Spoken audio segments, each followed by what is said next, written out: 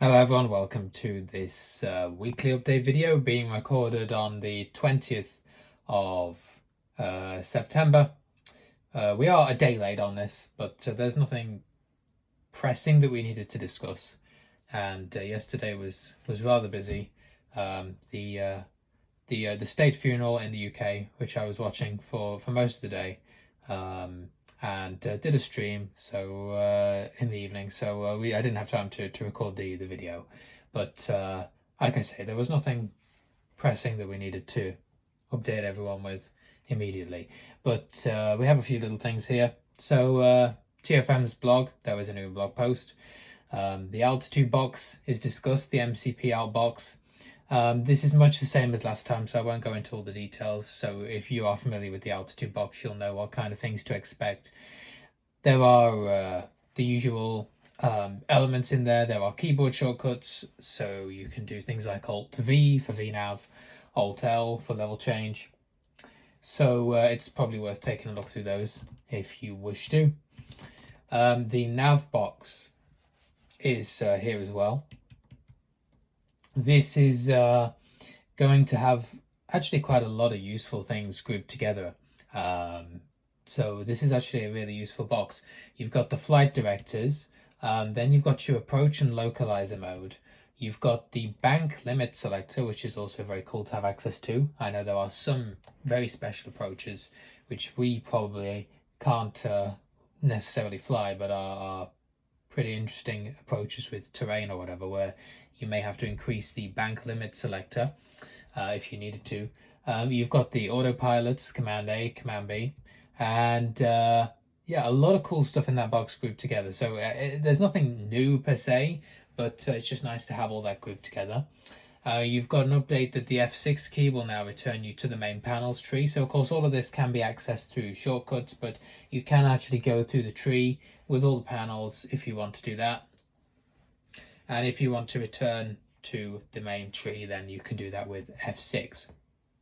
There's talk that there's going to be an upcoming preview build release, and the final little tease is about vatsim mode, which I think we've touched on in the past. That Rob, a good friend of mine, had found a data source from vatsim where you would be able to pull a lot of information about the aircraft on vatsim and what they were doing, what they had been assigned, where they were at, and also that then could, in theory, be used within TFM, and it looks like that is going to be a reality. So, you'll all know that you've got the right bracket P function to view the traffic nearby, but that can be a little bit slow, and B, a little bit inaccurate, especially on the speeds of other aircraft and things like that. But this vatsim mode sounds like it's going to definitely help you figure out what's going on around you, where other aircraft are at, and to search various things, I would imagine, with various parameters. So definitely looking forward to that. It's going to be very useful. So other than that, there's not too much to talk about. The Cross the Pond airports list was released. So if you go to the forum post that they have up about Cross the Pond, you can read the full list. Some very interesting airports were chosen.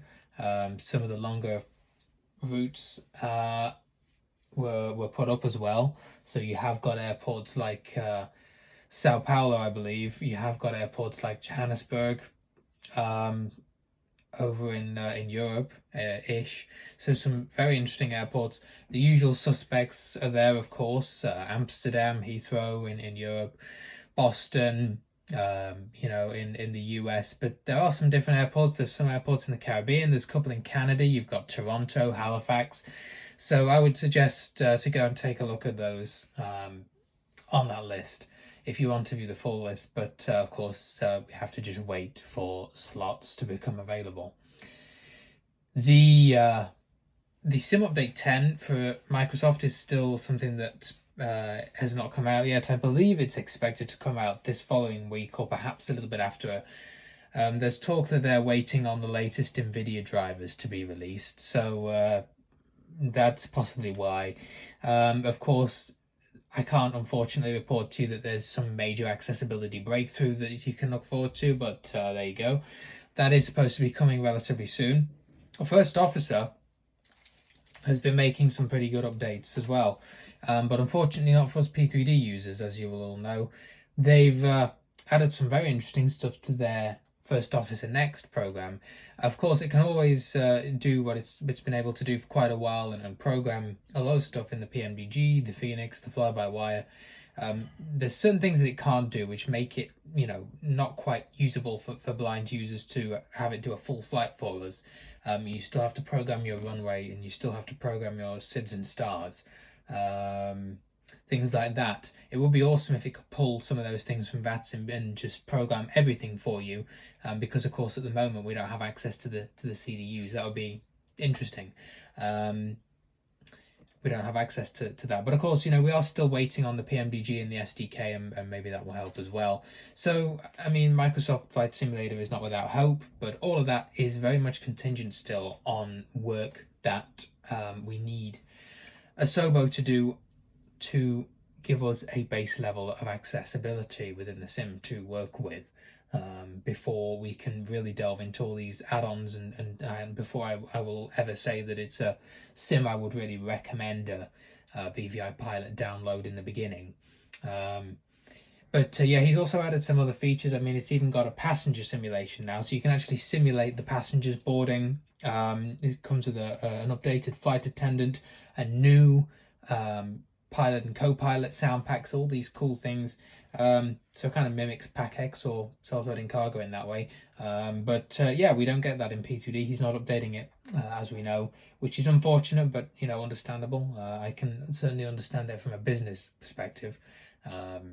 But obviously from our perspective, we would love to have some of these features in First Officer. So well, you never know, but I highly doubt it that he's going to return to that in P3D, because he probably just doesn't have the demand for it. But really, that's going to do for this week. Someone asked about a BVI virtual event in September. We looked into this, and people didn't have the availability. People are getting back to work, school, whatever now. A couple of our members are on trips out, vacations, or they are just traveling, so there really wasn't the availability to do it, so there won't be one. But as I say, there is the October Cross the Pond event, and there will be more BVI events very soon. We also have December. Flying Sea Santa is a very cool vatsim event that they do, usually down to Finland and that kind of area, Rovaniemi, where you can fly and see Santa. I always find that quite a quaint little cool event to do. But yeah, so there's that one as well, and we will definitely have some more before the end of the year. But it's all about availability. We're not going to do it if there's if people who are busy, and people are returning to doing more things now that summer is over. A lot of people do have work and education commitments. So that's going to do it for this week. We'll see you in the next video, and I hope you have a good rest of your week.